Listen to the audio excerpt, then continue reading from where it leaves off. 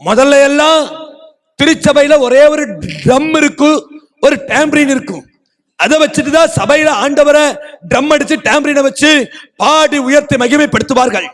இன்றைக்கு இருக்கக்கூடிய டெக்னாலஜி வளர்ச்சி, பலவிதமான மியூசிக் சிஸ்டம் சபைக்குள்ள வந்து விட்டது.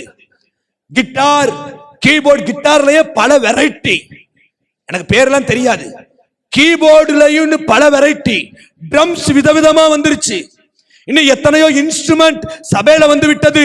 வெளிநாட்டிலிருந்து பல மியூசிக் சிஸ்டம் இறக்குமதி செய்யப்பட்டு ஆண்டவருடைய பிள்ளைகள் ஆண்டவரை பல இசைகளை வைத்து ஆராதிக்கிறார்கள். ஆனால் அவருடைய இருதயமோ தேவனை விட்டு தூரமா இருக்குது. அவர்களுடைய வாழ்க்கை முறை தேவனை பிரியப்படுத்தவில்லை.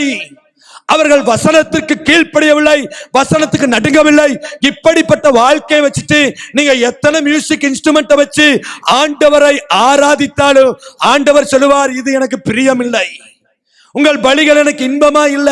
சேபாவிலிருந்து வர தூபவர்க்கமும் தூர தேசத்தினுடைய சுகந்த பட்டையும் எனக்கு என்னத்துக்கு என்றுதான் இன்றைக்கும் ஆண்டவர் சபையை பார்த்து கேட்கிறார். அத புரியாமத்தான் சபை பல மியூசிக்கல் சிஸ்டத்தை வச்சு பல கொயர் டீமை வச்சு பாடுறாங்க, பாடிட்டே இருக்காங்க, கண்டினியூஸ் வர்ஷிப். ஆனா வசனம் இல்ல, வசனத்திற்கு செவி கொடுக்கல, வசனத்திற்கு கீழ்ப்படியல, தேவன் பிரியப்படுகிறது போல நடக்கவில்லை. ஆனால் மியூசிக் போட்டு இசை அமைத்து பாடிக்கொண்டே